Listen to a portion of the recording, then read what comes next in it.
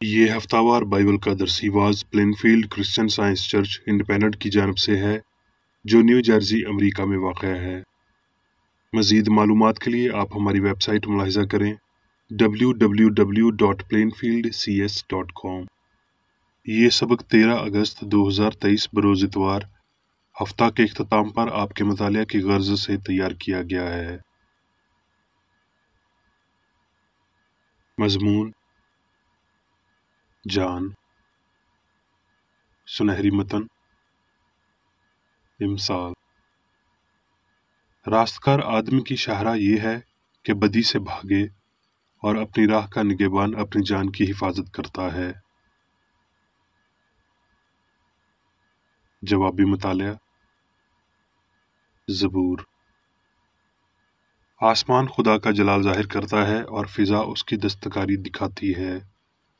خداوند کی شریعت کامل ہے، وہ جان کو بحال کرتی ہے۔ خداوند کی شہادت برحق ہے، نادان کو دانش بخشتی ہے۔ خداوند کے قوانین راست ہیں، وہ دل کو فرحت پہنچاتے ہیں۔ خداوند کا حکم بے عیب ہے، وہ آنکھوں کو روشن کرتا ہے۔ خداوند کا خوف پاک ہے، وہ ابد تک قائم رہتا ہے۔ خداوند کے احکام برحق اور بالکل راست ہیں، وہ سونے سے بلکہ بہت کندن سے زیادہ پسندیدہ ہیں، وہ شہد سے بلکہ چھتے کے ٹپکوں سے بھی شیریں ہیں۔ نیز ان سے تیرے بندے کو آگاہی ملتی ہے، ان کو ماننے کا اجر بڑا ہے۔ میرے منہ کا کلام اور میرے دل کا خیال تیرے حضور مقبول ٹھہرے، اے خداوند، اے میرے چٹان اور میرے فدیہ دینے والے۔ درسی واز بائبل میں سے زبور۔ اے میری جان، تو کیوں گری جاتی ہے؟ تو اندر ہی اندر کیوں بے چین ہے؟ خدا سے امید رکھ، کیونکہ اس کے نجات بخش دیدار کی خاطر میں پھر اس کی ستائش کروں گا۔ دن کو خداوند اپنی شفقت دکھائے گا اور رات کو میں اس کا گیت گاؤں گا، بلکہ اپنی حیات کے خدا سے دعا کروں گا۔ سیموئیل۔ اور خداوند نے سیموئیل سے کہا، تو کب تک داؤد کے لیے غم کھاتا رہے گا، جس حال کہ میں نے اسے اسرائیل کا بادشاہ ہونے سے رد کر دیا ہے؟ تو اپنے سینگ میں تیل بھر اور جا، میں تجھے بیت الحمی یسی کے پاس بھیجتا ہوں، کیونکہ میں نے اس کے بیٹوں میں سے ایک اپنی طرف سے بادشاہ چنا ہے۔ اور سیموئیل نے وہی جو خداوند نے کہا تھا کیا، اور وہ بیت الحم میں آیا، اور اس نے یسی کو اور اس کے بیٹوں کو پاک کیا اور ان کو قربانی کی دعوت دی۔ جب وہ آئے تو وہ الیاب کو دیکھ کر کہنے لگا، یقیناً خداوند کا ممسوخ اس کے آگے ہے۔ پر خداوند نے سیموئیل سے کہا کہ تو اس کے چہرے اور اس کے قد کی بلندی کو نہ دیکھ، اس لیے کہ میں نے اسے ناپسند کیا ہے، کیونکہ خداوند انسان کی مانند نظر نہیں کرتا کہ انسان ظاہری صورت کو دیکھتا ہے، پر خداوند دل پر نظر کرتا ہے۔ پھر سیموئیل نے یسی سے پوچھا، کیا تیرے لڑکے یہی ہیں؟ اس نے کہا، سب سے چھوٹا ابھی رہ گیا۔ سو وہ اسے بلوا کر اندر لایا، وہ سرخ رنگ اور خوبصورت اور حسین تھا، اور خداوند نے فرمایا، اٹھ اور اسے مسا کر، کیونکہ وہ یہی ہے۔ تب سیموئیل نے تیل کا سینگ لیا اور اسے اس کے بھائیوں کے درمیان مسا کیا، اور خداوند کی روح اس دن سے آگے کو داؤد پر زور سے نازل ہوتی رہی۔ سیموئیل۔ جب ساؤل نے داؤد کو اس فلسطی کا مقابلہ کرنے کے لیے جاتے دیکھا تو اس نے لشکر کے سردار ابنیر سے پوچھا، ابنیر، یہ لڑکا کس کا بیٹا ہے؟ ابنیر نے کہا، اے بادشاہ، تیری جان کی قسم، میں نہیں جانتا۔ تب بادشاہ نے کہا کہ تو تحقیق کر کہ یہ نوجوان کس کا بیٹا ہے۔ اور جب داؤد اس فلسطی کو قتل کر کے پھرا تو ابنیر اسے لے کر ساؤل کے پاس لایا، اور فلسطی کا سر اس کے ہاتھ میں تھا۔ تب ساؤل نے اس سے کہا، اے جوان، تو کس کا بیٹا ہے؟ داؤد نے جواب دیا، میں تیرے خادم بیت الحمی یسی کا بیٹا ہوں۔ سیموئیل۔ جب وہ ساؤل سے باتیں کر چکا تو یونتن کا دل داؤد کے دل سے ایسا مل گیا کہ یونتن اس سے اپنی جان کے برابر محبت کرنے لگا، اور ساؤل نے اس دن سے اسے اپنے پاس رکھا، اور پھر اسے اس کے باپ کے گھر جانے نہ دیا۔ اور یونتن اور داؤد نے باہم عہد کیا کیونکہ وہ اس سے اپنی جان کے برابر محبت رکھتا تھا۔ سو ساؤل داؤد سے ڈرا کرتا تھا کیونکہ خداوند اس کے ساتھ تھا اور ساؤل سے جدا ہو گیا تھا۔ اس لیے ساؤل نے اسے اپنے پاس سے جدا کر کے اسے 1000 جوانوں کا سردار بنا دیا، اور وہ لوگوں کے سامنے آیا جایا کرتا تھا۔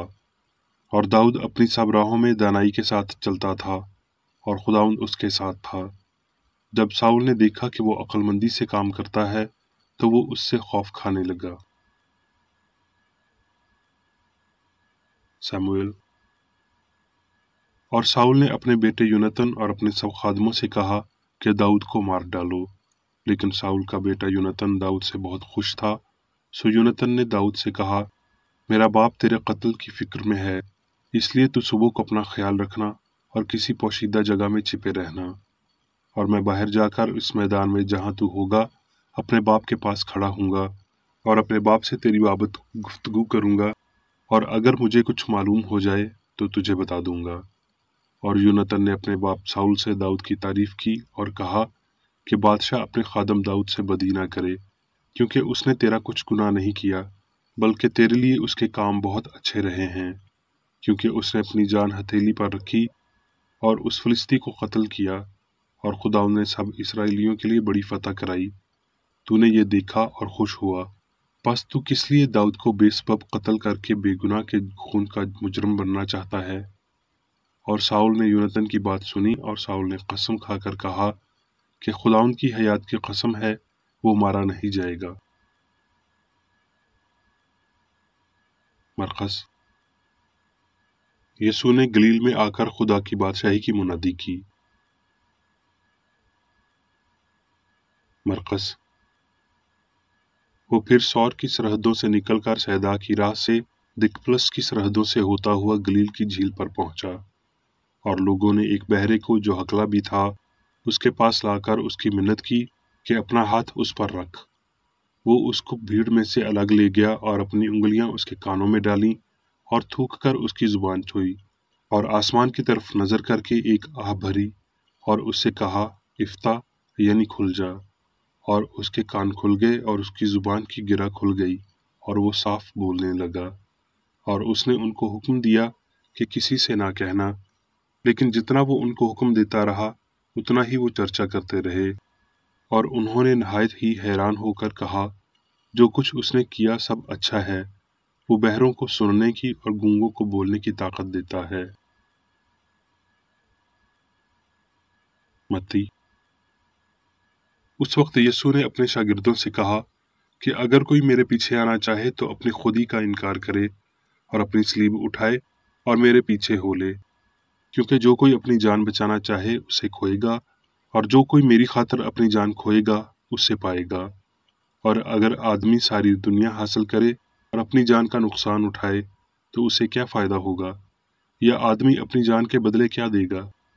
کیونکہ ابن آدم اپنے باپ کے جلال میں اپنے فرشتوں کے ساتھ آئے گا، اس وقت ہر ایک کو اس کے کاموں کے مطابق بدلہ دے گا۔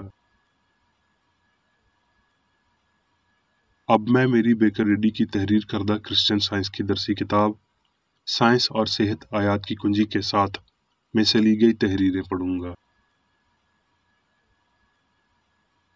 سائنس اور صحت۔ روحانی عقیدت مسیحت کی جان ہے۔ الہی فہم بشر کی جان ہے اور انسان کو سب چیزوں پر حاکمیت عطا کرتا ہے۔ انسان کو مادیت کی بنیاد پر خلق نہیں کیا گیا اور نہ اسے مادی قوانین کی پاسداری کا حکم دیا گیا جو روح نے کبھی نہیں بنائے۔ اس کا صوبہ روحانی قوانین فہم کے بلند آئین میں ہے۔ روح اور جان کے ایک ہونے سے خدا اور جان ایک ہیں، اور یہ اتحاد کبھی بھی محدود عقل یا ایک محدود بدن میں شامل نہیں ہوتا۔ روح ابدی الہی ہے۔ روح جان کے علاوہ زندگی کو کچھ بھی مرتب نہیں کر سکتا، کیونکہ روح باقی کسی بھی چیز سے زیادہ اہمیت رکھتی ہے۔ کیونکہ جان لافانی ہے، یہ فانیت میں وجود نہیں رکھتی۔ جان یقیناً روح بننے کے لیے غیر حقیقی ہوگی، کیونکہ روح محدود نہیں ہے۔ روح سے متعلق جھوٹے فہم کو کھونے سے ہم زندگی کے ابدی راز پا سکتے ہیں، جیسے لافانیت کو روشنی میں لایا جاتا ہے۔ انسانی سوچ نے اس مفروضے کے تحت لفظ جان کے مفہوم کو ملاوٹ زدہ کر دیا ہے کہ مادے میں رہتے ہوئے جان بدکار اور نیک ذہانت دونوں ہے۔ جہاں معبود کے معنی مطلوب ہوں، وہاں لفظ جان کا موضوع استعمال صرف لفظ خدا کے ساتھ تبادلہ کرنے سے ہی کیا جا سکتا ہے۔ دیگر معاملات میں فہم کا لفظ استعمال کریں تو آپ کو اس کا سائنسی مفہوم میسر ہوگا، جیسے کہ کرسچن سائنس میں استعمال کیا گیا ہے۔ جان، روح یا خدا کے لیے موضوع مترادف الفاظ ہیں، لیکن سائنس کے علاوہ جان فہم کے ساتھ مادی احساس کے ساتھ تعلق رکھتی ہے۔ آسمان کی بادشاہی، الہی سائنس میں ہم آہنگی کی سلطنت، غلطی نہ کرنے والے کی ریاست، ابدی اور قادر مطلق عقل، روح کا ماحول جہاں جان اعلیٰ ہے۔ ہم اس سے انکار نہیں کر سکتے کہ زندگی خود پرور ہے، اور ہمیں روح کی ابدی ہم آہنگی سے منکر نہیں ہونا چاہیے، کیونکہ بظاہر فانی احساسات میں اختلافات ہیں۔ یہ خدا الہی اصول سے ہماری ناواقفیت ہے جو ظاہری اختلافات کو جنم دیتی ہے اور اس سے متعلق بہتر سوچ ہم آہنگی کو بحال کرتی ہے۔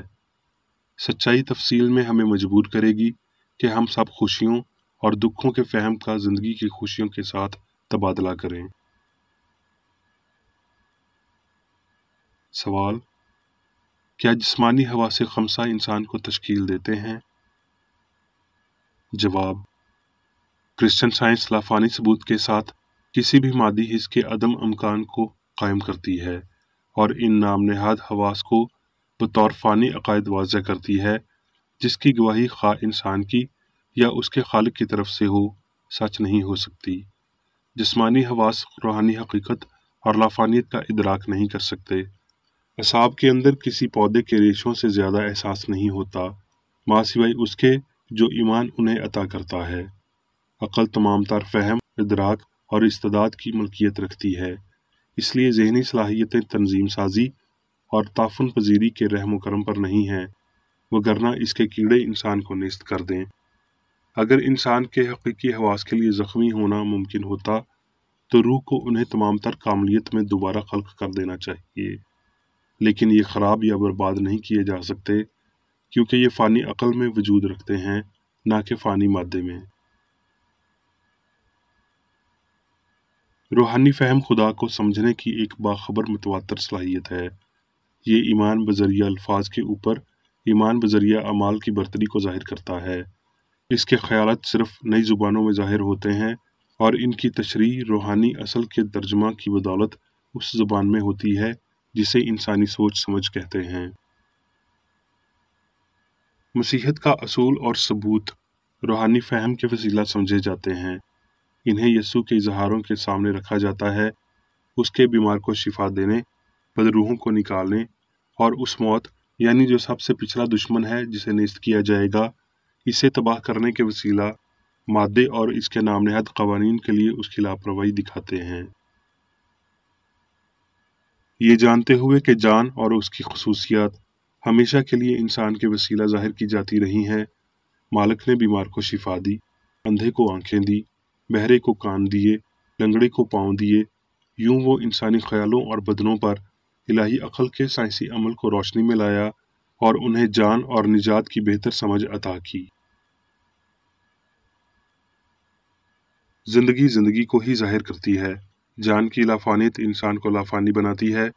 اگر خدا جو زندگی ہے اپنے عکس یعنی انسان سے ایک لمحے کے لیے الگ ہو جاتا تو اس لمحے کے دوران الوہیت منعکس ہرگز نہ ہوتی، انا غیر مذکور ہوتی اور باپ بے اولاد ہوتا یعنی کوئی باپ نہ ہوتا۔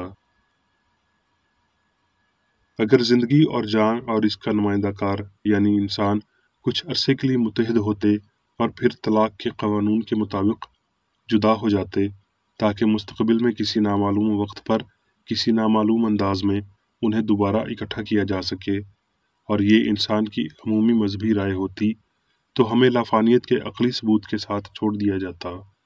لیکن اگر انسان خدا کا سایہ ہے تو انسان کو اچانک خدا سے جدا نہیں کیا جا سکتا، لہٰذا سائنس انسان کی وجودیت کے برقرار ہونے کو ثابت کرتی ہے۔ فانی سوچ کی ہزارہا اشکال جنہیں مادے کے طور پر ظاہر کیا گیا ہے نہ تو زیادہ منفرد ہیں اور نہ فانی حواس کے لیے حقیقی ہیں، بنسبت اس روحانی حص کے لیے جان کے ساتھ بنائی گئی اشکال جو زندگی کو بطور مستقل سمجھتی ہیں۔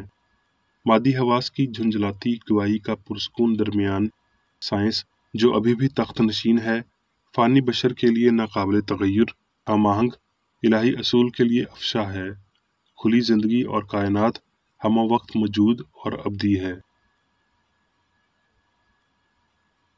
ہستی کی سائنس انسان کو کامل ظاہر کرتی ہے، حتیٰ کہ جیسا کہ باپ کامل ہے، کیونکہ روحانی انسان کی جان یا عقل خدا ہے، جو تمام تر مخلوقات کا الہی اصول ہے، اور یہ اس لیے کہ اس حقیقی انسان پر فہم کی بجائے روح کی حکمرانی ہوتی ہے، یعنی شریعت کی روح کی، نہ کہ نام نہاد مادے کے قوانین کی۔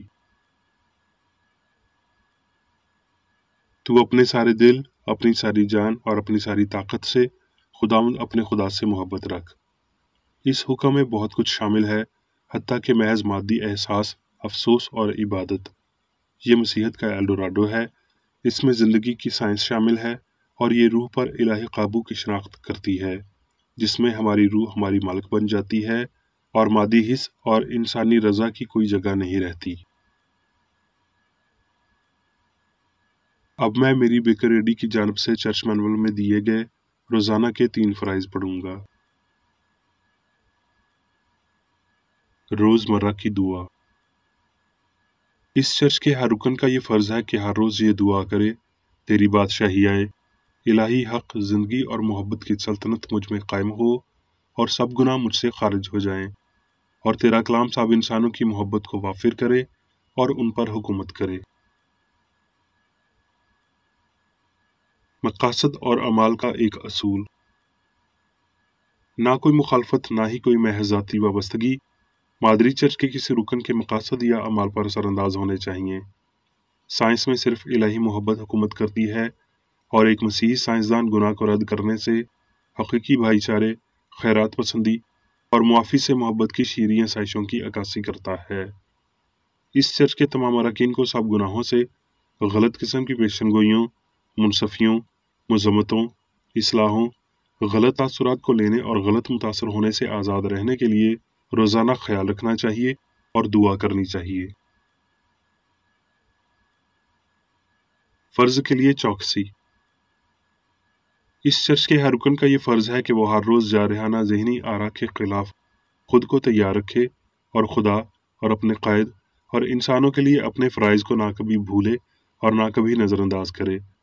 اس کے کاموں کے باعث اس کا انصاف ہوگا، وہ بے قصور یا قصوروار ہوگا۔